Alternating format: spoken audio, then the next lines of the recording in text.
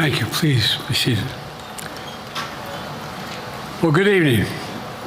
We just concluded this year's NATO summit, and the consensus among the members was it was a great success. It was especially momentous because it represented the 75th year of the most important military defense alliance in the world's history of the world. We should never forget that NATO grew out of the wreckage of World War II, the most destructive war in history. The idea was to create an alliance of free and democratic nations that would commit themselves to a compact of collective defense. Standing together, they knew we'd all be safer. An attack on one would be treated as an attack on all. And it's worked because a would-be aggressor knows if they attack one of us, they'll be attacked by all of us.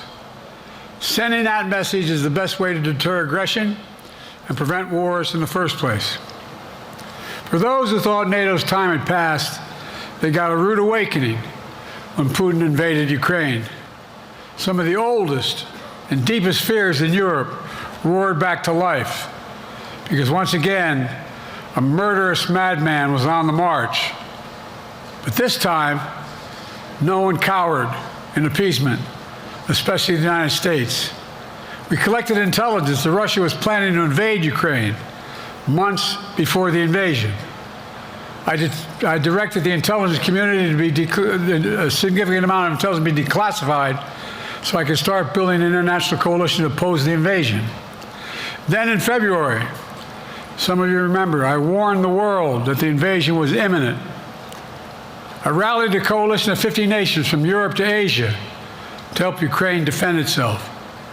Many foreign policy experts thought, as Putin amassed Russian forces just 100 miles north of Kyiv, the capital of Ukraine, but Putin thought it was the mother home of Russia.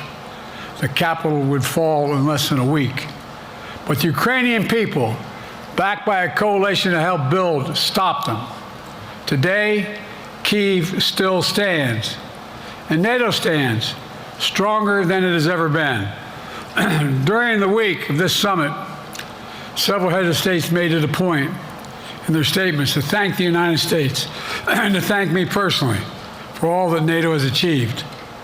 NATO is not only stronger, NATO is bigger because we led the charge to bring in Finland and Sweden into the alliance, and it makes a gigantic difference. Excuse me. Meanwhile, my predecessor has made it clear he has no commitment to NATO.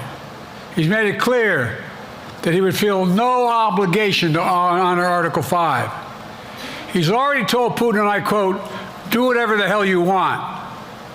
In fact, the day after Putin invaded Ukraine, here's what he said. It was genius. It was wonderful. Some of you forgot that, but that's exactly what he said. But I made it clear, a strong NATO is essential to American security. And I believe the obligation of Article 5 is sacred. And I would remind all Americans, Article 5 is invoked only once in NATO's long history, and that was to defend America after 9/11. I made it clear that I will not bow down to Putin. I will not walk away from Ukraine.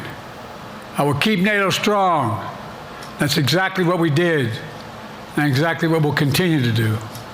Now, the future of American policy is up to the American people. This is much more than a political question. It's more than that. It's a national security issue. Don't reduce this to the usual testament that people talk about, issues of being a political campaign. It's far too important. It's about the world we live in for decades to come. Every American must ask herself or himself, is the world safer with NATO? Are you safer? Is your family safer? I believe the American people know the answer to all those questions is yes. And I believe the American people understand that America is stronger because of our alliances. I believe the American consensus from Truman to Reagan to me still holds today. America cannot retreat from the world. We must lead the world. We are an indispensable nation, as Madeleine Albright wrote.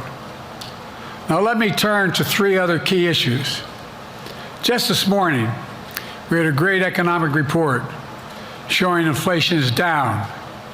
Overall prices fell last month. Core inflation is the lowest it's been in 3 years. Prices are falling for cars, appliances, and airfares. Grocery prices have fallen since the start of the year. We're going to keep working to take down corporate greed to bring those prices down further.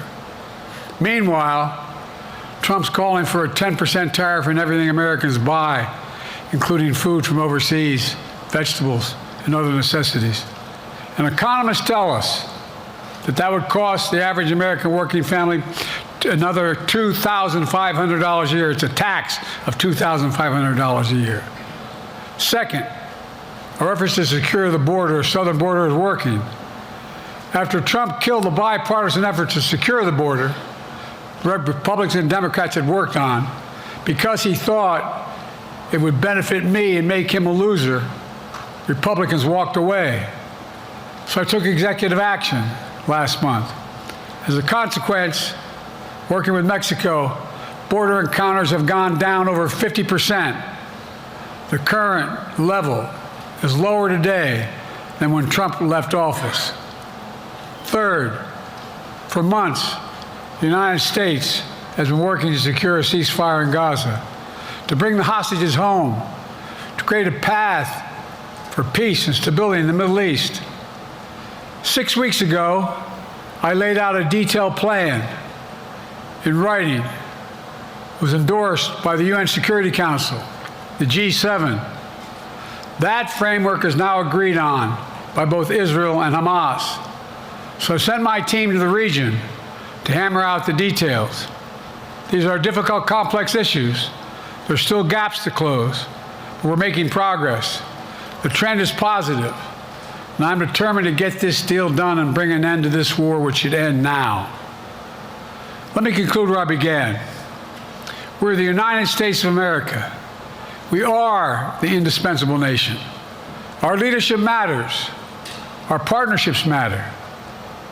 This moment matters. We must rise to meet it.